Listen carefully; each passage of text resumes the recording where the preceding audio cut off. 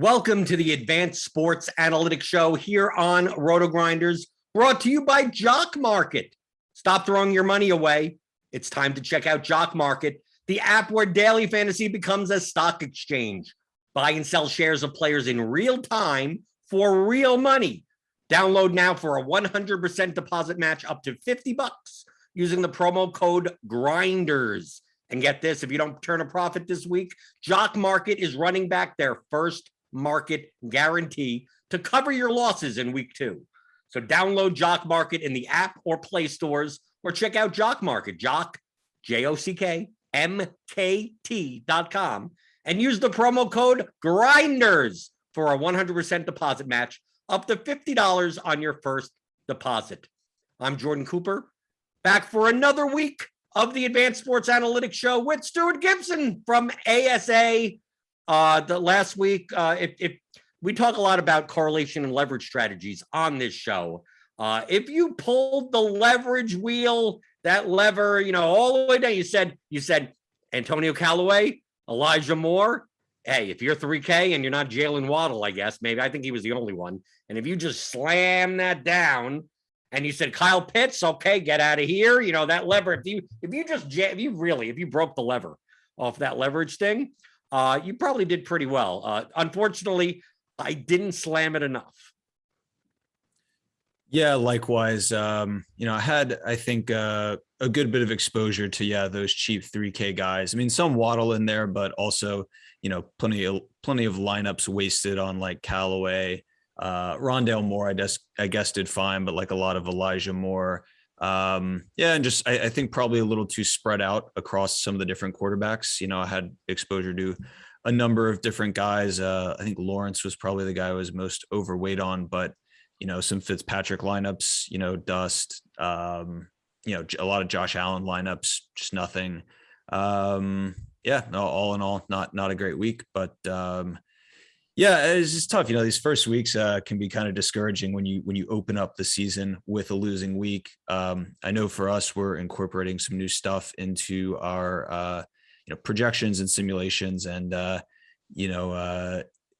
never good to come out of the gates with a negative week, but gonna continue to trust the process here and move forward to week 2 and hopefully get some better results here moving forward.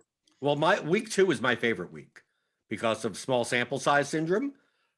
People take the first week and say that's exactly how the teams are going to play, and that doesn't necessarily need to be true. How do you take into account, regressing that first week data, where you're still taking? We have the Najee Harris played 100% of snaps, right? Darrell Henderson 96% of snaps. Like we see what the teams are going to play. Like, how do we know if that's going to continue or that first week was an aberration? And how do you kind of put that together? Because your priors for some of these things may actually be the opposite of it. Do you just average it out in the middle? I mean, how does that process work on tailoring those projections so that you have a little bit more sense of if the trend is going to continue, or it's much better to account for historical data more? Yeah, so I guess what you're referring to there is mostly like volume type stuff, right? Like shares of rushes or targets. I think kind of the most common approach is taking the average of our prior, essentially what we projected for week 1, and what occurred. Probably that is the most, I do every week go row by row, player by player, and kind of look at what we had projected last week, how it actually played out from a share standpoint, and then kind of decide on what to expect moving forward. Yeah, like I said, most common, probably taking the average, but also trying to incorporate stuff we know about the coaches. Like Damian Harris, I think, was a tough one to think about this week. Like he had a huge rush share, pretty good target share, I think usually higher than we typically see with him. Bill Belichick, I think of as one of the more mercurial coaches when it comes to how to manage the backfield. I would say we've projected Harris as of now pretty aggressively. San Francisco, of course, the Mostert injury shook things up in a way that we wouldn't necessarily expect to be shaken up moving forward. But like, where there are instances of kind of coaches who have at times been somewhat tough to predict, I think erring on the side of the prior makes sense. Like, I don't know, to me, Najee Harris feels like a guy I feel pretty comfortable with, reacting aggressively to what we saw, because we know Tomlin and the Steelers, when they have had, a good bell cow running back that they like, have been inclined to kind of give a bell cow role to whoever it is that they like. And then I tend to think like with rushes, those I think you can trust with a little more stability. Like rush share are coaches intending to, and offenses, I'm sure there's quarterback kind of audibling at the line of scrimmage. Like these are designed intent to get a specific player the ball. As we're with target share, like I think there is some variance in target share. Look, maybe Anthony Schwartz and KJ Osborne are going to be close to 20% target share guys for the rest of the year.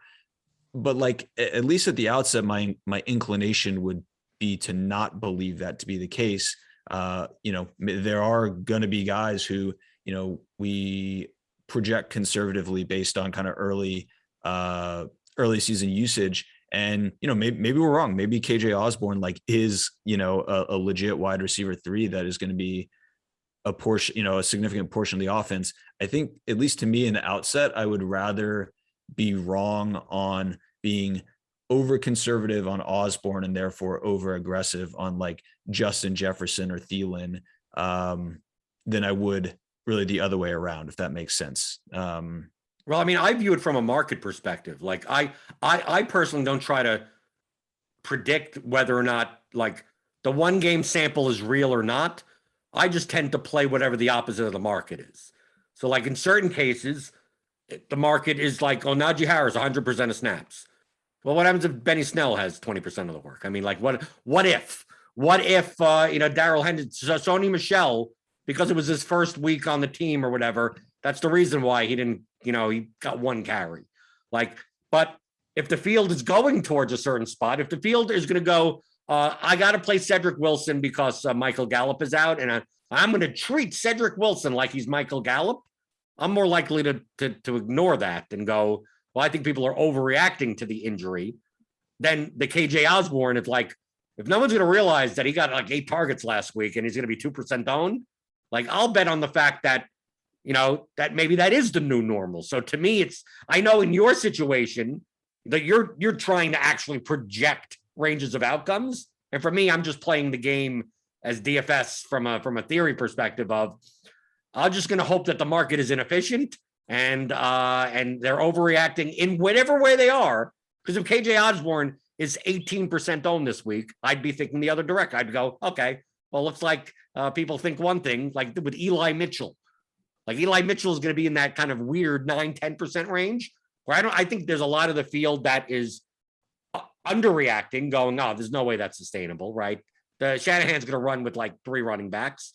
And then some of the field is like, well, what happens if they just like Eli Mitchell and they run him at 85% of the plays? Well, that's a probability that happens also. So to me, I just weigh, if the market's over in some direction, I'm just going to be the opposite of that. And to some extent, I mean, we're talking about 2 different things, right? Like if we take KJ Osborne, for example, like I'm kind of looking at it, at least in my prior discussion, of the approach of, trying to project, trying to make a projection for him. That doesn't necessarily mean that, I'm likely to play or not play him. I kind of just let the simulation and the ownership that we have assigned to him figure out whether or not, he's a guy that's going to fit into my lineups. As I'm looking at it now, looks like we have like some slightly negative kind of leverage metrics on it. So my inclination would be that he probably won't appear in too many of my lineups. Doesn't mean that he wouldn't appear in any, but it's kind of hard to say who's gonna appear in the lineups, before Sunday. But I get what you're saying, right? Like if he's going to be projected a certain way, and you're going to kind of have an interpretation of whether that projection is strong, accurate, and kind of weigh that relative to how you think other people will roster him, or the rate at which you think other people will roster him, and make make a decision if you think people are over aggressive or over conservative, I guess, in assuming, I don't know, that he is an 18% target share guy or that he's not an 18% target share guy. Right. That's what we do on the show. We talk about leverage. We talk about correlation. And when it comes to correlation, I mean, someone asked in the YouTube chat, I believe last week, that I talk a lot about projections. We trust projections. All the stuff that you'd be looking at throughout the course of the week, like that you see, all the shares, all the matchups, all of that type of data, like is already factored into whatever projection set you're using, or if you're building your own model, like that all is accounted for, including like Vegas totals are included in that also. But yet we still on this show talk about the high total games. I explain it that when you're correlating players together for GPPs, like we're not aiming to get the game that hits its total. We're looking at the game that's going to go substantially over its total. Like we're looking for a game that goes for 60, 65, 70 total points. And from historical data, I mean, I'm assuming you have those correlation metrics that the higher the team total, the more likely that game as a whole, which means multiple pieces from that game, end up being the highest scoring, players on the slate for GPPs. Yeah, sure. I mean, like fantasy points by and large come from, or at least are correlated to real life points. So naturally, you're going to want to target the games with higher points, but like, there are other considerations. I mean, price sensitivity, of course, like, if there's the highest total in the game, but all the players are, cumulatively, I don't know, 30% higher than kind of the next highest game, like, of course that is significant and salient and something that you want to factor in. We talk a good bit about like the density of scoring on teams. I think like Seattle is a team that I know liked last week and typically like because they are condensed, right? Minnesota at times, definitely last year, condensed fantasy scoring. And like, yeah, there are teams like the Colts, for example, that frequently have respectable totals, but they're so disparate in terms of where you can expect that fantasy production to be distributed to. Like that has to be factored in. And, I do think we do try to do a decent bit of talking about that on the show. I mean, as far as like, it sounds like maybe this person was alluding to just like looking at game totals on Sunday as like a guiding metric for teams that they want to stack. Is that? No, the opposite. More the fact of, well, if the game totals and the team totals are already reflected in the players' projections, like why do we care what the team totals of the games are? But the point is that like in a 45 total game versus a 55 total game, like a 45 total game may still have a guy that scores 38 points in it, but it's less likely to have three guys that score 38. Like if we're correlating our lineups, we're building game stacks. Like if the game is a 45 total and goes and comes in at 50, like the likelihood of four players from that game giving you ceiling scores is less likely. You want 70. You want a game that's 38 to 35. And the games that are more likely to put up those types of scores are the ones that are higher totals, only because you're building multiple players from the same game. If you didn't care about correlation whatsoever, then I would agree with that person. Well, if you're building a cash lineup, who cares what the totals of the game are? It's already factored into the projections as the medians. Yeah. And I think just, functionally from a show standpoint, sure, we could go by games with highest cumulative, projected fantasy points per dollar, but I think that would be a confusing show format. So, right. Well, that's why a lot of times we throw in that at the end, right? We go through the highest total games and then we go, is there anything else that's on the board that, from that perspective, maybe worth looking at? And what else is worth looking at? If you're playing on FanDuel, sign up for the DFS OGs FanDuel contest. That's a contest where you can compete with Beer Makers Fan, Head Chopper, and Notorious, and it's a good payout structure. I believe it's single entry. So if you're playing over there, enter that now. There's a link on the homepage on Rotogrinders for you to sign up for that. And as always, like and subscribe. Give me those thumbs on the video if you're here on YouTube, and if you're on the Daily Fantasy Football Podcast feed, feel free to give us a rate and review us on iTunes or wherever you get your podcasts. So on this slate coming up on Sunday, we have 13 games, 5 with a total 50 plus. And we're going to start with overwhelmingly the chalkiest game on the entire slate. It is the Cowboys at the Chargers. It opened at 52. Now it is a 54.5 total. Chargers with an implied total of 29. Cowboys 25.5. And if I go to our current ownership in lineup HQ, not including the quarterbacks, Eckler 17%, Allen 20%, Cooper 14%, Lamb 16%, Zeke Elliott 17%. I don't think we have to argue that the pricing on some of these guys is a little bit too low. And I don't think we have to argue that this is if we didn't have to factor in ownership, this would be the best stack on the entire slate. But once we factor in ownership, is there a way to stack this game in some regard that other people will not be doing? And I also have a question for you when it comes to the running backs. That is the hedge on game stacks necessarily Eckler and Elliott, being that they can also catch passes. So do you view that is a weird way to play the stack by playing a running back in the stack? Or, I mean, I'm just looking at this going, it's hard to ignore this game, but is it, even at these prices, is it the type of game where, oh, it's going to be high on, let me just X out the whole game? Because I still think some of these players could hit their ceilings, even if the game goes under, and we may still have 1 or 2 guys that end up in a GPP winning line.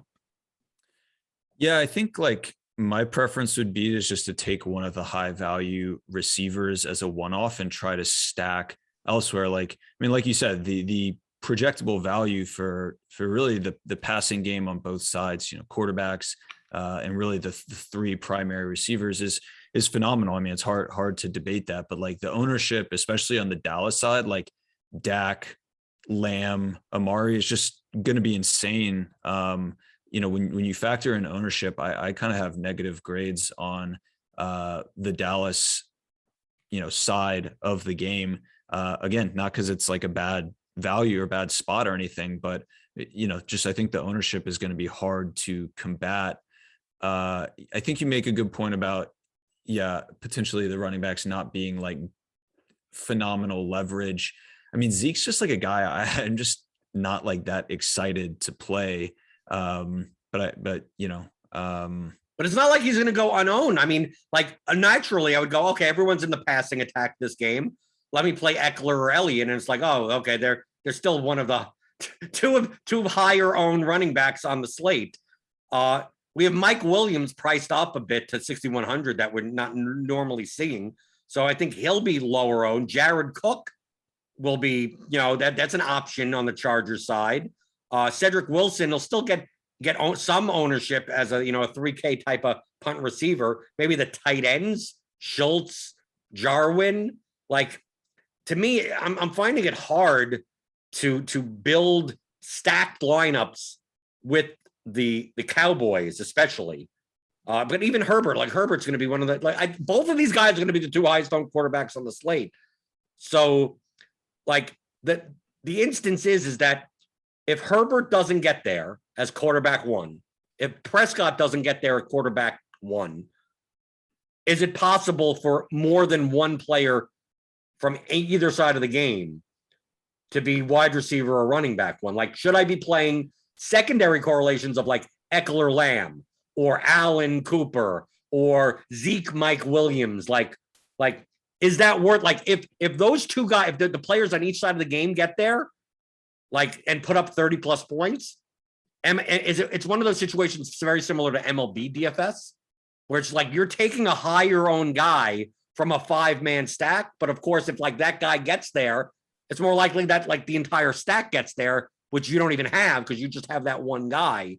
So I need to consider, whether or not, because it was very similar to last year. There was this Cardinals game last year where I said it was Cardinals Bills, and I'm like if Diggs and Hopkins get there, the stack gets there. So like, why am I playing them like as a secondary against each other? I think that's a little bit less than that because those teams have like really alpha wide receiver ones, while these teams like between Allen and Williams and between Eckler and Elliott and between Cooper and Lamb, like I think there's enough combinations that like two of these guys can get there and some other quarterback, some other stack, Russell Wilson, Kyler Murray, Tom Brady, other stack gets there that I'm not sacrificing like the equity, the relative value of my lineup by playing like a chalky one-off CeeDee Lamb and a chalky like Allen against him and just hope that like the quarterbacks are just not the ones that get there. Yeah, I mean, well, also like you mentioned, there are numerous high total games. Like there are routes to, eat Keenan Allen or Cooper or whomever, being wide receiver one, and maybe Dak or Herbert put up good but not great games, or maybe they put up great games, but one of the other 8 quarterbacks from those other 450 total games exceed them in value, or exceed them in kind of raw production. I think it's like a tough game to just X out completely because the value is so phenomenal. But yeah, from a stacking standpoint, just because the quarterbacks are going to be popular, and I think like I just think they're going to be highly owned stacks as opposed to like Adams last week, who was going to be like a highly owned one-off. I think maybe just taking a piece or two from the game. I tend to prefer the wide receivers, Keenan Allen and Cooper. And you can make a case for Mike Williams or like Jared Cook as well. Although I feel like Jared Cook just kind of as a tight end probably makes the most sense when paired with Herbert. But take a Keenan Allen or Mike Williams and try to stack through another game that you think maybe has a chance to beat out this game, even if the game, even if the LA Dallas game as a whole kind of doesn't fail completely. You're kind of just putting a bet on another game, just equaling or bettering this game in terms of kind of fantasy production. How about the opposite? How about like maybe not for large field GPPs, but smaller ones, just overstack it. Just I have a lineup that I built to overstack this game. You could play Prescott plus Zeke plus Lamb plus Cooper plus Cedric Wilson. And then on the run back, you play Allen, Cook, and Eckler. And then you play some other defense. So like if this game is 45-38, like who says now for large field GPPs, I think now you're getting to the point where the players you're now negatively correlated to one another, their ceilings at least. But for like a 500 entry contest, like could this be the type of thing where like why don't I just play all the dudes and just like if this game goes over, like I don't have to worry about where it goes to. I'm just going to get it all. Yeah, that seems feasible to me. I admittedly don't play a lot of like sub 1,000 contests, so I don't have really a great feel. But I see where your head's at, and like that could make sense. Only because it may be different. I'm the only reason I'm saying that is just like, why would you overstack the chalkiest game? Like my style is to like just not play it at all type of thing. But it's like, well, I think a lot of people this is going to be the most owned stack even in small field. But I don't think they're going to play everyone. And it's like, feel free to try to get as many points out of these one-offs from other games with your stack. And I'm just going to be like, well, if Cedric Wilson takes down an 80-yard touchdown, it's like, well, I'm going to beat out lineups that have Cooper and Lamb and no Wilson. But then if Cooper puts down 100 yards, I'm going to have those. Like, I'm just going to have all the points. If Zeke falls in the end zone twice, like I have those points also that those other teams don't. Like, I'm leveraging myself against all the other stacked lineups. The only caveat is I need the game to go over. And if the game is 20-14, like I'm at the bottom and waving at everyone above me. Yeah. But I mean, traditional 2 with 1 bring back, would lose anyways. It's almost like not only is it a bet on this game, but it's kind of a bet against the other games, or potentially betting against other players, like ability to pick the right pieces from the other games should they go off, which is a fine way to go. So yeah. All right, just ways to think about this game. I wanted to cover this game the most because it is by far it's the highest total and by far the most popular game. The next highest total is only 1 point below it. And I think we're both going to like this game. It's the Seahawks at home against the Titans. It opened at 52.5. It is now up to 53.5. The Seahawks are a 6.5 point favorite. 30 implied team total for the Seahawks, 23.5 for the Titans. These are two offenses that are fairly condensed. Okay. I mean, I take a look at ownership here, just so we can get a sense of that. And I also like the fact that like all the best games are also the late games. If I just look at outside of the quarterback, Chris Carson is going to be the chalkiest player in this game, which is a running back at 17% or so currently in our RG ownership. AJ Brown, 10%, which is respectable, but not a high-owned wide receiver. And then everyone else in this game is low. Lockett, 6, Metcalf, 3, Julio, 2, Derrick Henry, 6, Ferguson, 4.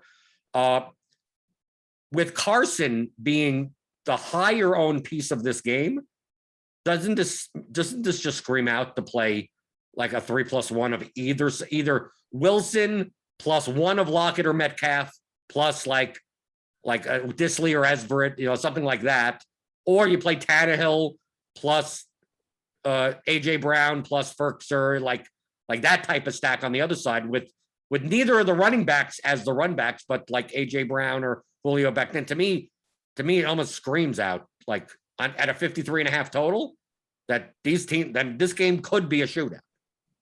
Yeah. No, I think it looks like a great spot. It is, I think, potentially going to get under-owned just because of the popularity of that Los Angeles Dallas game. And yeah, I mean, with Carson looking like the, highest owned, kind of most probable player, just kind of, I think the lineup, builds itself. And I like both these quarterbacks in passing attacks. I think like last year and even last week, I do wonder, I don't know. I feel like people are pretty sharp and aren't going to like totally discount AJ Brown after kind of a dud of a week 1.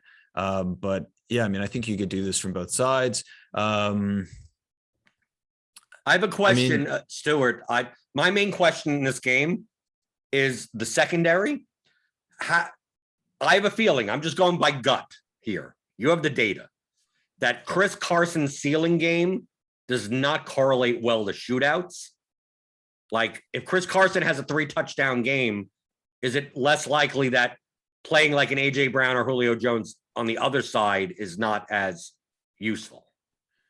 Yeah, that would seem likely. I was going to ask you kind of the counter to that is like, I wouldn't be open, I don't think, to like a Tannehill, Brown, maybe a second Titan plus Carson, but would you at all be open to like Russ, Lockett or Metcalf, and potentially a cheap second Seattle guy, and then Henry on the bring back? I know historically Henry has had decent positive correlation with, like, I think a Henry ceiling game doesn't exclude a possible like Seattle shootout ceiling game the way that a Carson ceiling game does. I do think an interesting component. I mean, yeah, rather than take the Seattle running back, take the Tennessee running back, rather than take the Seattle running back, add the Tennessee pass catchers and throwers. I just feel like you have kind of a setup for a really well leveraged build and lineup on kind of multiple accounts. I agree with you on the fact that the way that Seattle plays versus the way that Tennessee plays, that if Carson is touching the ball 25 times, this game is under. Derrick Henry is more likely than Chris Carson to score in a 60-yard touchdown. Like if Tennessee is up by 2 touchdowns on 2 long Derrick Henry touchdowns, then Seattle's throwing the ball more. So like I'm much more likely to play Henry in that type of configuration than Carson. The only issue I have is that I mean, Russell Wilson 7,500, Tyler Lockett and Metcalf for the 7K, Derrick Henry's 8,000. I mean, just from a price perspective, that you're playing an $8,300 running back in a stack that is already over 20K as it is. So it's like you're very heavily dependent that all the production goes that way, and you better make sure you get the right Seattle wide receiver right.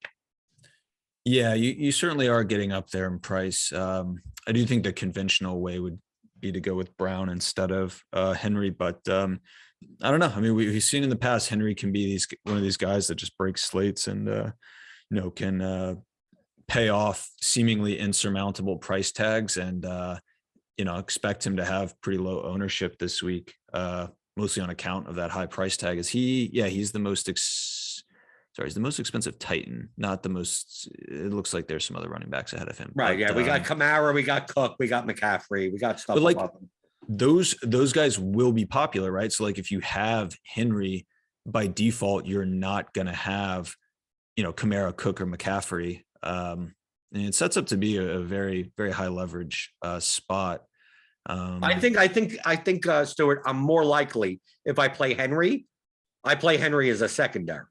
So instead of playing and paying up for Wilson and having a quarterback slot at that high, I'm more likely to play Henry plus Metcalf, Henry plus Lockett, something like that, and then pay down. Like that would be a type of lineup where I'm playing a cheap quarterback type of stack, and then I'm getting the secondary there because it starts getting exorbitant at that point. I think it's more likely that if Derrick Henry has a 3 or 4 touchdown game, I don't know if Russell Wilson is quarterback 1, and at 7,500, I need him to be quarterback 1, but like a $5,500 quarterback, I don't need to be quarterback 1. He could be quarterback 4 with 24 points in a cheaper stack. And then I still get my, 30 points out of Metcalf and 35 points out of Henry. And I think I'm good. Yeah. I also, one thing I like about this, last thing I like about this game is I like the tight ends. I think tight ends always a tough position to figure out. And one approach that I think we talk about a decent bit is just play the tight end of the quarterback that you want to stack. I think both Ferkser and Everett are unlikely to generate a ton of ownership. And I think both have solid enough projections such that, I feel pretty good about going quarterback, their tight end, the best receiver. Of course, with Seattle, you kind of have to pick between one of two, and then bring back the best receiver on the other side. I mean, it just seems like a stack that kind of builds itself. So yeah, no, I'm with you. I like this game a good bit. Okay, let's go to the next game. It's 52 total. It is the Falcons at the Buccaneers. It opened at 53. Now it's at 52. The Bucs are a 12-point favorite. They have a 32 implied team total. The Falcons with a 20 implied team total. We take a look at ownership. You don't see much here. Godwin 11, Ridley 9, Pitts 10, Evans 6. I mean, I don't see much of Ronald Jones 5. I don't really see much. Where's Fournette? Fournette barely anything. I mean, for a game with this high a total to have this low ownership, do you think it's primarily because they're a 12-point favorite, the Bucs, and Brady, Brady has a ceiling, but it's not rushing ceiling. The problem is that spin the wheel, the wide receiver roulette wheel, and choose which one's going to do well. He tends to spread the ball out.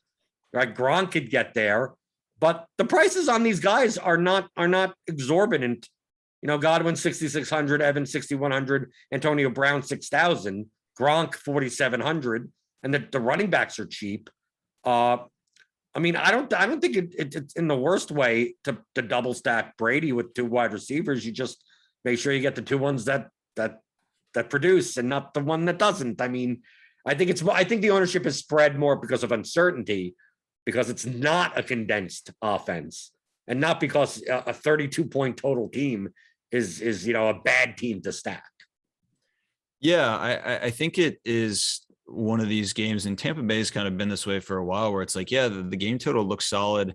The receivers, I think, are like really good values in this game. I mean, Brown at 6,000 looks really strong.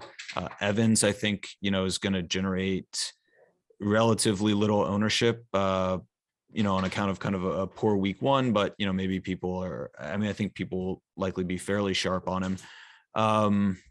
Yeah, it's just tough to figure out.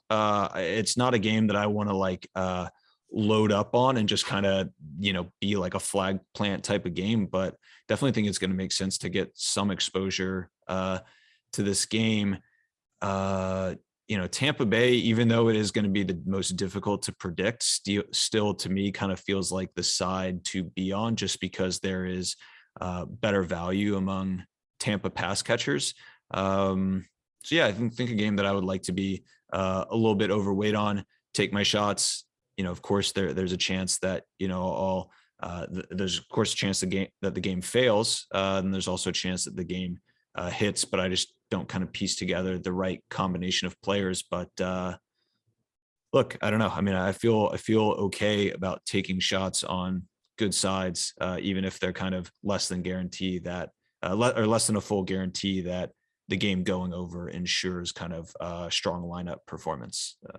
Do you see it that way, or are you kind of inclined to stay away from these clearly good spots that are, potentially scattered performance? Right. I just go by the ownership. I mean, I like the ownership in this game. I almost, it's kind of weird for me to say, I almost wish that this game was higher owned, because the running backs for the Bucs are cheap. Ronald Jones is 4,800. Leonard Fournette's 5,100. The team has a 32-point total, and they're favored by 12. Like, if you look at historical data as far as correlation is concerned, running back fantasy performance is very tied to the total and the spread of the game. The question is that who knows which one of these guys? I mean, Arian said, "Oh, Jones is the starter," but who knows what that means?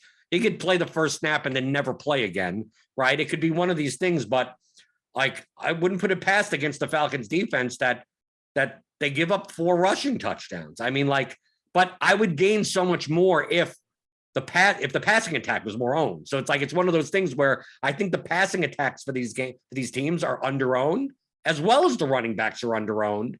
So I think I'm more likely to do the sprinkle with this than stack it, because I don't think truthfully I don't think if you're playing Fournette or Ronald Jones that you don't even have to play anyone else in this game. Like, I think if the Bucs are rolling with their rushing game and they're getting success, I don't think Ridley hits a ceiling. I don't think Pitts hits a ceiling. I just don't see anyone else hitting a ceiling. If Ronald Jones and Fournette have 2 touchdowns each, well, the touchdowns for the wide receivers go away. So it's like it feels to me that especially in GPPs where I want to get cheap touchdowns at running back and pay up for stud wide receivers, that's primarily my type of build. If you listen to Brandon Adams last year, he's a very big fan of those types of builds, cheap running backs and high price wide receivers. This seems like the type of play. I mean, other than the fact that it's scary as hell to roster Ronald Jones and Leonard Fournette, how do you get away from the fact that they're 32 total and a 12-point favorite? Yeah, I think it is hard to get away from that fact. I think the uncertainty is scary, and they're not owned, and it's not like they're like 12% owned. I mean, these guys are sub 5% owned, and I mean, I don't want to be the one that's touting these running backs, because I don't like putting Ronald Jones in any roster, but I think in general this game is going under owned. The problem is that, like, which way to stack it is the hard part. Yeah. So how, like, I'm curious to know, and it's potentially a longer discussion than we have time for, but like, yeah, the scariness, the uncertainty of kind of where likely fantasy production is to go. How do you justify considering stacking this game versus just taking one-off pieces? Because trying to pick the right one-off piece, or even like kind of secondary 1v1 stack, is equally kind of at risk of not hitting, whether or not you're going the one-off route or the stack route. I don't know. I'm kind of interested to hear your thoughts. I think the roster, I think it's all based on the quarterback.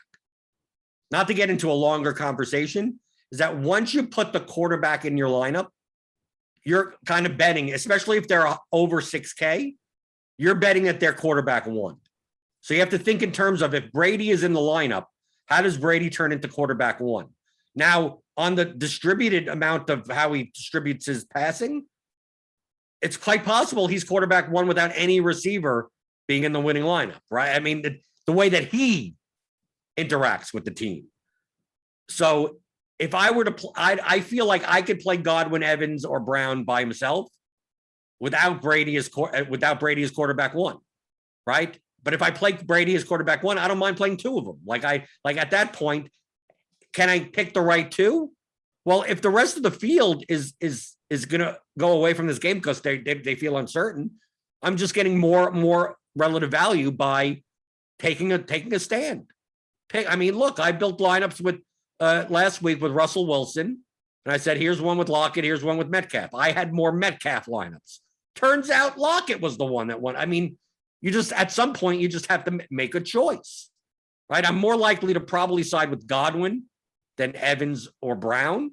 But I mean, it's not like any of them are going to be that owned that I really care that much about the ownership, because I think Brady is not going to be a high owned quarterback in comparison to Dak and Herbert and Kyler and Russell Wilson even and stuff like that. So like to me, it's the lineup as a whole. Like if I'm going to play, like for instance, if I'm going to play Dak in a line, let's say I play Cowboys. Like, I don't mind playing like just a one-off wide receiver of Tampa or anything like that. But I'm less likely to if I'm playing Brady and I have a choice between I'm playing Brady plus Brown plus one of Godwin or Evans. I think if Brady's in my lineup, I'm much more likely to play the second Bucks wide receiver than my first Cowboys wide receiver. Right? Because once I put the Cowboys wide receiver in, I'm actually giving points to Dak Prescott lineups that I actually need to fail. I want Brady to put up 36 points as QB1. And for him to do that, he could support two receivers. So it's kind of like thinking about all the lineups that I'm competing against and how they get there. So my Brady double stacks are probably more likely to have Zeke Elliott in it or Eckler in it than my lineups that don't have Brady in it. Then if I don't have Brady in it, then I could play CeeDee Lamb. I could play Amari Cooper. Does that kind of make a little bit of sense? Yeah, that does. It sounds like it is. You're thinking about these whether to consider games a stack, one off, or potentially both is potentially conditional on the other games and kind of other scenarios that you are hoping to play out for one or the other kind of type succeeding in the context of the slate. Right. That's why, like, if you use Lineup HQ here at Rotogrinders, which you can get if you're a premium member, click on the link in the description, get $10 off your first month. Start building chalk lineups to see what they look like. So it's like, these are the types of lineups, if you don't play these guys, that you're going to have to beat. So it's like, what is negatively correlated to the Cowboys passing game? The Cowboys running game. What's negatively correlated to that? Like, so it's like, if you're going to say that Tom Brady is the quarterback one, you're saying that the Dallas passing game doesn't produce Dak as quarterback one. So what is negatively correlated to that? So that would be, I mean, you can do that for any slate, any game, kind of trying to put those pieces together. But you kind of have to know what the chalk is going to be in order to do that. And one game that is not going to be chalk, another high total game, is the Cardinals. The Vikings at the Cardinals in Arizona. It's a 51 total. It opened and it's still 51. The Cardinals are a 3.5 point favorite. Cardinals with a 27.25 implied team total. The Vikings with a 23.75 implied team total. Looking at ownership in this game, Dalvin Cook, 13, Hopkins, 12, Edmonds, 8, Thielen and Jefferson, 3 and 4. Rondell Moore, Osborne, not much. AJ Green, nothing there. I mean, is this game going under? I mean, to me, this seems like I mean, the only problem is that like a lot of pieces of this game are high priced, but I mean, Arizona runs at like the fastest pace. Kyler Murray has probably the highest ceiling out of any quarterback. Why aren't we playing Murray plus Hopkins plus Thielen or Jefferson, especially if the Vikings are, I mean, the Vikings passing game is going like virtually unowned. Yeah, I guess probably, from a median standpoint, like Kyler Murray is a tough projection just because he's so expensive. But yeah, like you said, I mean, probably him and Allen, two highest ceilings on the slate. Hopkins per dollar, maybe not, the highest ceiling, but from a raw standpoint, I mean, got to be one of the highest ceilings on the slate. Yeah, it just becomes expensive if kind of you think about doing Murray plus Hopkins plus say Jefferson. But I don't know. I've been in favor of equally expensive kind of trios of players. Not recently on the show even. So right. You literally like, oh, why don't we play Russ Wilson and Metcalf and Derrick Henry together? Isn't that good? It's like, hey, what I'm saying is actually cheaper than that. Yeah. No, I mean, yeah, it makes sense. Like, Murray, this is a spot where he's just not going to be super owned relative to kind of other spots that he's in. From kind of a number standpoint, neither of these sides are popping as kind of strong plus EV, but like from a just eye test, like, yeah, to me it makes sense. I mean, maybe you could make the case that like Arizona's passing can be a bit spread out at times, but I think like I would rather get Kyler than Kirk Cousins. So at least to me, it seems like the approach should be probably Kyler plus like Hopkins plus, keep it simple on the Arizona side and bring back one Minnesota guy. Is that how you're seeing it? You don't have to keep it simple though. Hear me out on this. What do you think of this? Kyler Murray's a Russian quarterback. So, I mean, like, so he could score two touchdowns on the feet. DeAndre Hopkins at 8,000, like, could get a bunch of yards, right? Let's say he has 130 yards on 8 receptions. That's still 21 points. That ain't bad. But, I mean, Kyler Murray, if let's say he throws 3 touchdowns and one's to AJ Green, one's to Chase Edmonds, one's to Rondell Moore. Like, all these guys are really cheap. So why can't I play Kyler Murray as a single stack with one of the cheaper guys? And Hopkins still has a good game. It's just that at 8K at wide receiver, there are other wide receivers that, end up outscoring. Hopkins has 22 points and still is not unnecessary. But Kyler Murray has 40. Either Moore or Green have 16, but they're 4K or below. And then you run it back, and one of the Vikings wide receivers has, 130 and 2 touchdowns. Like, and it's so much cheaper. And then now you're able to fit in like secondary correlations of other games better in the rest of your lineup. Does the data, do you have any data on Murray as far as how correlated he is to like the secondary guys versus Hopkins when we're talking about kind of like 75th percentile, like when Murray scores over 30 points, like how correlated is he to the wide receivers, or is his ceiling just primarily rushing? If you give me like, I don't know, 2 minutes here, I could pull that up. Is it at least what I'm posing like a valid thing to consider because of how Murray scores points? Yeah. Oh, certainly. I mean, I think, him and probably Lamar Jackson, and I guess Jalen Hurts as well, are probably the few quarterbacks that make sense as kind of a single stack piece. Or I'm sorry, as like I guess you're not proposing him naked, but rather just like with non-Hopkins. Right. So yeah, I do. I think it makes sense to me. Let's see. I am curious to see kind of the Kyler correlation with, I guess really Hopkins and some of these other secondary right, but pretty pieces. much I could understand Stewart that Kyler and Hopkins at the 50th percentile are quite correlated. It's just more of that like at the 80th percentile. Yeah. So I'm looking at now, like of the guys currently on the roster, and we don't really have any correlation with Green or Rondale Moore, because you can't have correlation until you have 3 data points. But yeah, Kirk, I mean, historically has had slightly better correlation with Kyler. And the combined max that I think there's one, it's kind of 2 ways you can look at correlation, right? The correlation metric, kind of the R value, which is useful, but like you touched on, sometimes you can have guys like Hopkins and Murray have strong correlation, positive 0.448, but their combined ceiling is only 72 fantasy points, is where the combined ceiling of or the combined max. So it's not like some hypothetical, combined max that we're projecting. It is in a game, what is the most points that Murray and Kirk or Murray and Hopkins have combined for? The combined max of Hopkins and Murray is only 4 points higher than the achieved combined max of Kirk. So to me, like that type of stuff does signal kind of what you're talking about.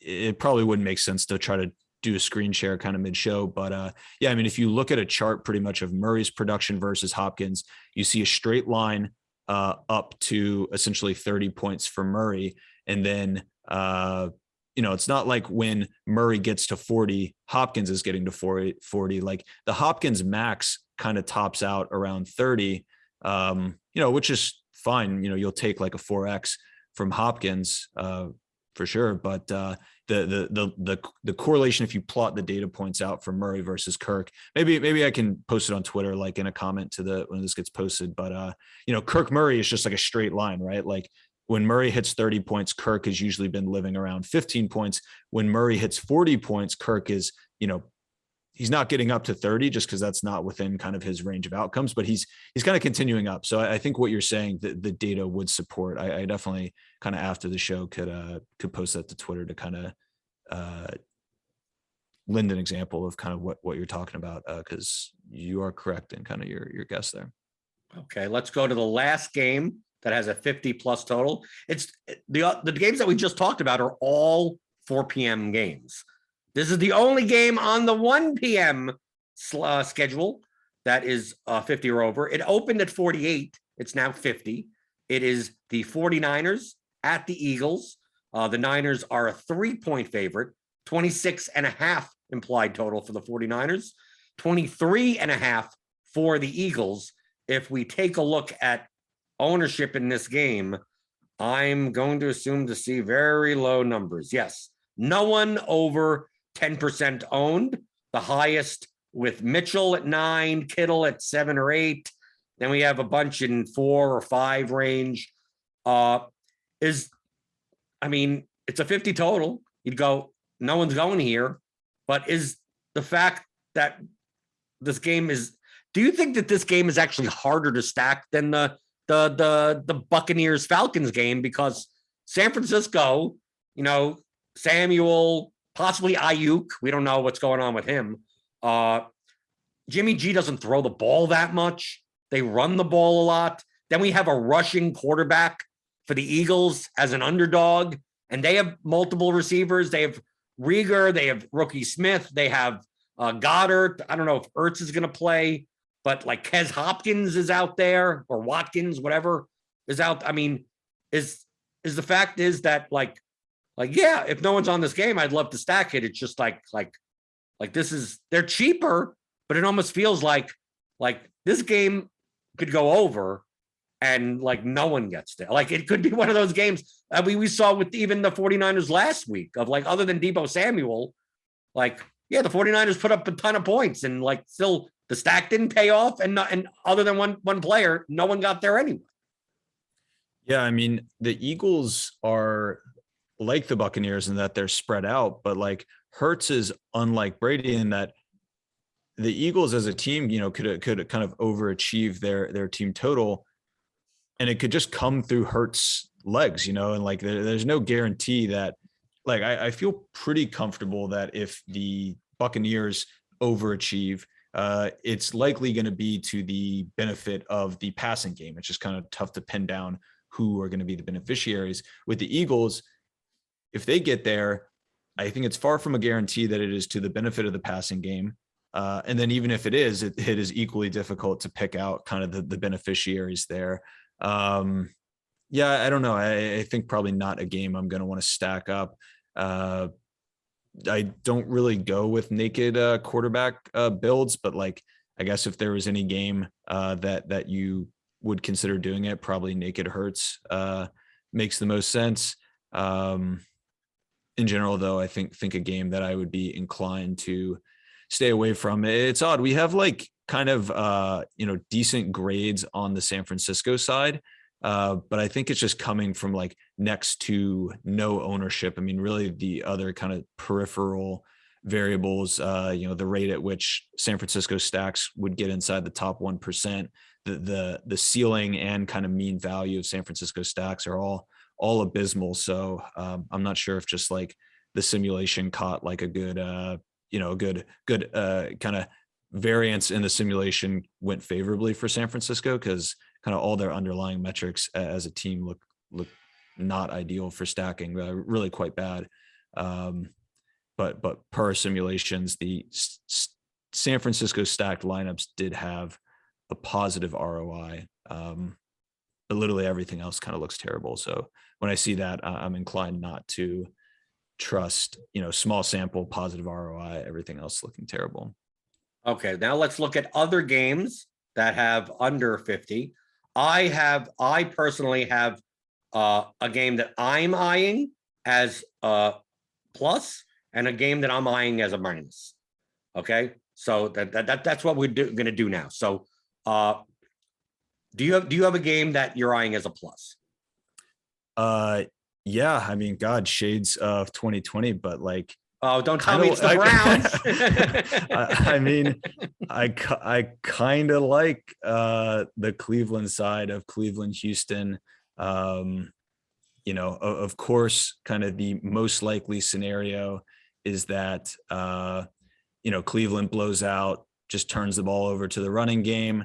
Don't have like super high ownership on any of the Browns running backs. I mean, Chubb, we have at 8%. I'm not sure. Can't imagine you guys having like super high. What if the Texans find a way to keep it close? They could. So Mayfield, Landry, Cooks. Yeah, Mayfield, Landry. I think like Peoples-Jones. I think Schwartz is like the kind of flavor of the week in Cleveland. But like, what? He's questionable. He's questionable also, so he may not even play. Schwartz is? Yeah. Okay. Well, I mean, so if he were to be ruled out, I don't know. Why not like Landry, DPJ, or even if Schwartz is in, has he been practicing at all this week? I'm not sure. I thought he's questionable. Okay. I don't know. Yeah. Okay. Nonetheless, I don't know. You're guaranteed, Stewart, you're going to have a Browns line. Yeah. I think you have to have I think if the Browns were a 7 million point underdog, you'd still have a Browns lineup every week. Well, yeah, I mean, then we know that they would be passing. Right. I don't know. I think, of course, they have like a strong team total. The fear, I think, will be that, it's all going to come through the ground. I don't know. Not that Jacksonville was like unpopular last week, but I don't know. I mean, look, we talked about it a bit last week, like comparing kind of the Texans to the Jets. Are they a team that is just going to be incapable of supporting competitive games and kind of production from the other side? Maybe I will be overreacting to their week 1 win against Jacksonville, but I mean, nonetheless, like I think if Houston keep the game close, like I do think Mayfield has a chance to be strong value with no OBJ. Like the targets are going to have to go somewhere. If Schwartz were to be held out, that would certainly make like Peoples-Jones really compelling. As of now, to me, it looks like a side and kind of a stack that I'll have decent exposure to. And of course, I mean, it's going to be next to no ownership, because I think the consensus will be that, the game is going to go as people expect. There's also higher total games with kind of more compelling pieces. I don't know. I just think there's good value there. Super low ownership. It is a game that I kind of have a plus on for sure. And my plus game, Raiders at Steelers. Najee Harris most likely is going to be the highest owned running back, possibly the highest owned player on the slate. But let's just say that the Raiders go out to a lead. We just got news right now while we're recording that Josh Jacobs is out. So it's going to be Kenyon Drake and probably Peyton Barber. I'm assuming maybe Peyton Barber may even take over the Jacobs role, and Drake is just going to be Drake. But I think that's more likely to lead to more passing from the Raiders.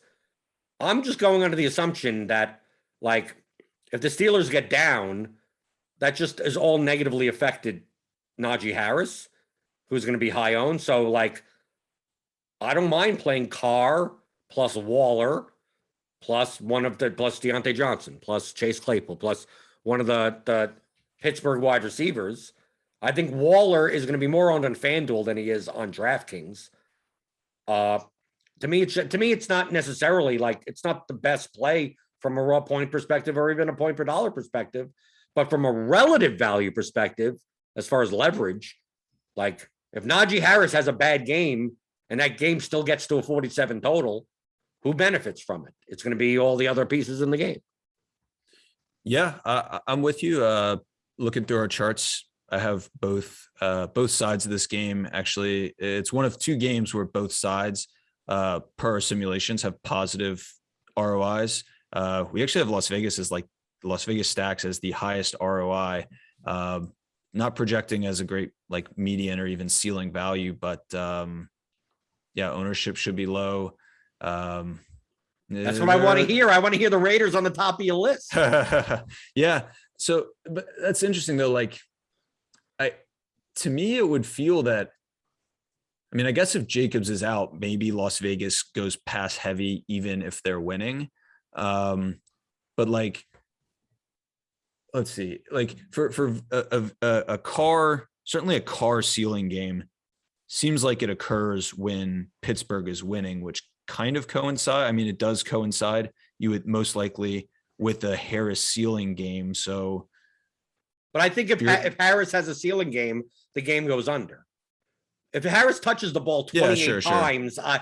I'm assuming that the game is Pittsburgh 21, Raiders 10. I mean, like that type of game.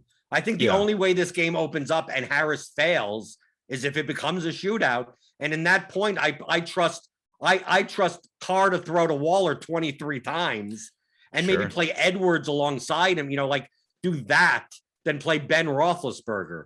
Because I don't think the Raiders will get up to that much of a lead, right? Often enough that Roethlisberger has to throw 58 times. I don't think they want Ben throwing that much.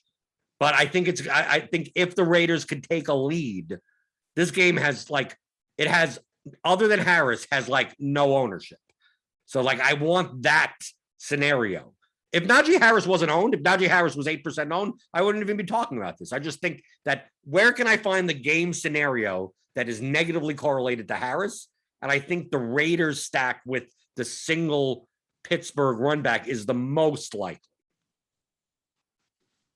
Yeah. But there could be maybe it is a Ben stack. I'm just saying, like, I'd rather that side. But maybe I do play a Ben plus 2 and Ben plus Deontay plus Jake Claypool plus Waller. Yeah. Because it's more expensive. That's the only problem. Yeah. The Pitt side feels very Tampa Bay-ish though at not as attractive pricing. And I would assume that you're kind of comfortable single stacking Carr with Waller, or are you trying to add like a Edwards or Renfro or? I mean, I could. Edwards is cheap. I mean, all those guys are cheap. I mean, but I mean, if I play Carr, I don't think Carr gets to a ceiling without Waller having a massive game, especially in a tight end position where if I could win tight end with a 34-point game and the next highest scoring tight end is 10, like I'll take that over the wide receivers. Yeah, that makes sense. And oh, sorry, go ahead. No, I was going to ask to end on your minus. A game that you would be under on compared to the field. I guess I haven't paid super close attention yet to what the field is likely to do just because I'm kind of focusing on our stuff. Because you want me to give you my minus instead? Sure, yeah. The Rams Colts game. Okay. For the simple reason, it's a 47.5 total. I don't mind the game. It's the Rams at the Colts. It's inside. Okay, fine. 25.5 for the Rams, 22 for the Colts. The problem is that on DraftKings, Kupp, Woods, and Henderson are all getting ownership. Kupp is going to be one of the highest owned wide receivers. Woods is still going to get like 8 or 9% ownership, and Henderson's going to be like 15 to 17.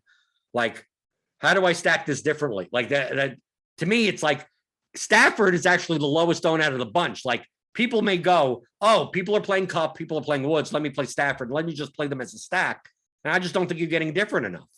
Like, if I'd almost rather play those guys as one-offs than play the stack. Or if I were to play it, I'd do it on the other side. You play Wentz, and then you still play a chalky Kupp, but you mitigate that ownership by playing the other side of the game. The only problem is, who the hell do you pair Carson Wentz with? Because they seem to throw to 8 million people. I mean, running backs, it does. Like, it almost feels like if I'm going to play an LA player, I almost want to play Jonathan Taylor across from Kupp or Woods. And if I play Henderson, I almost don't want to play anyone else in the. If Henderson gets 25 plus touches, I don't think anyone in the game gets a ceiling. Yeah. We've got a positive grade on Indianapolis side, but I think you hit on kind of the key point is that they're very tough to figure out. Kind of a middling, slightly negative grade on Los Angeles. So that makes sense to me. I mean, I think we've already kind of talked about when looking through it, the game that I would want to be under on, and that's Philadelphia, San Francisco. Even though that game is already like under, like compared to the field. Yeah, that's true.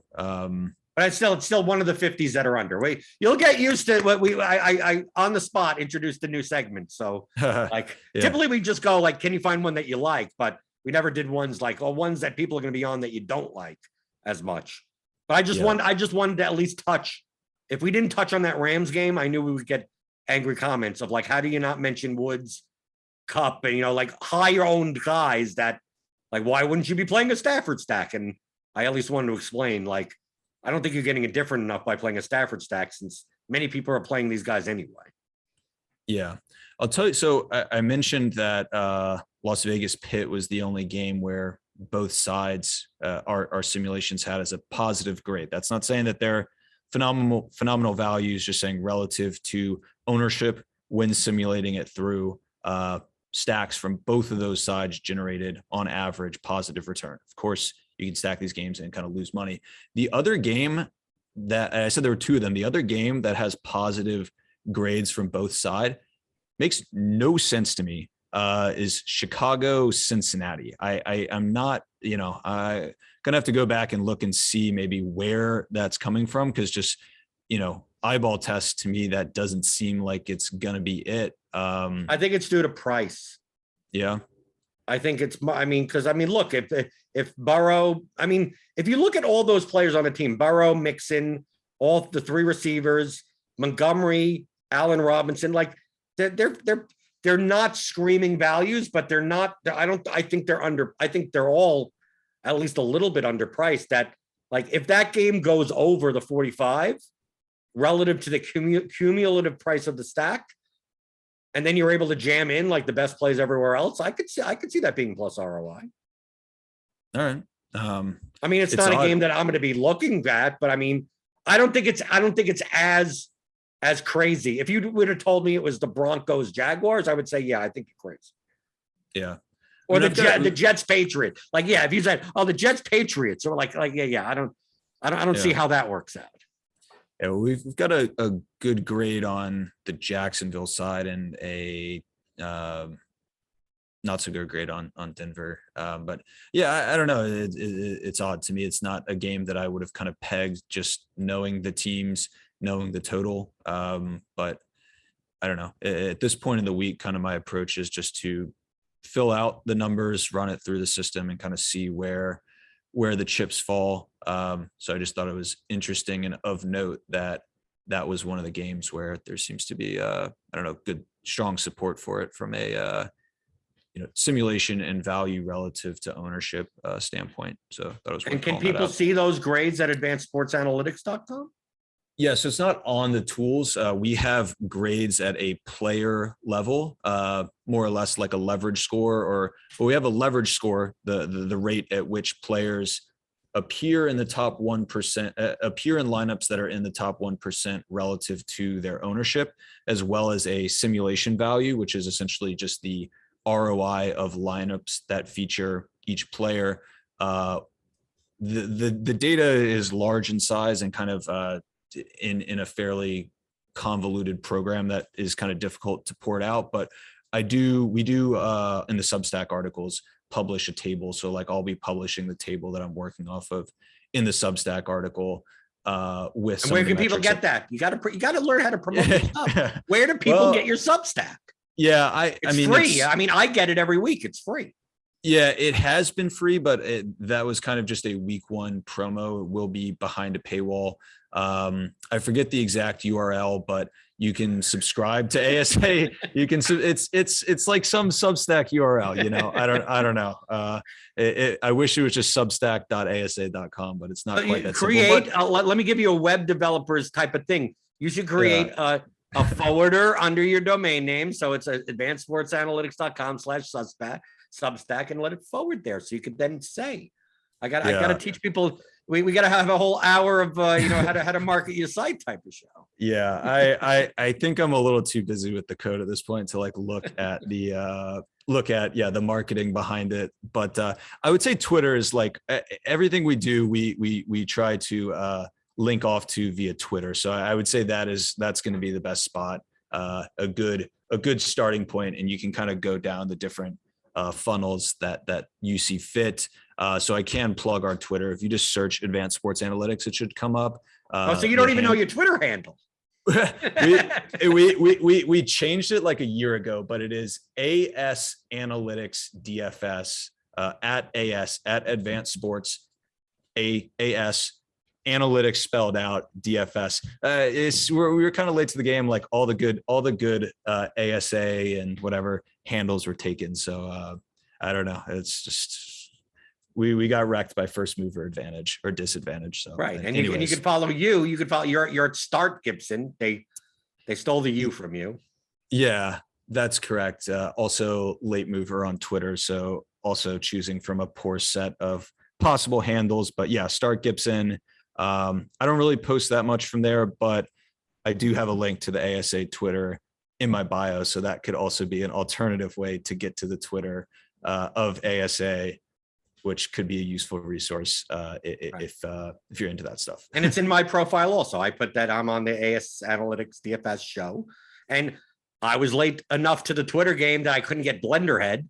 Some dude in 2007 was able to. And that's why I'm at Blender HD instead. So for Stewart Gibson, for me, Jordan Cooper, that has been another edition of the Advanced Sports Analytics Show here on Rotogrinders.com.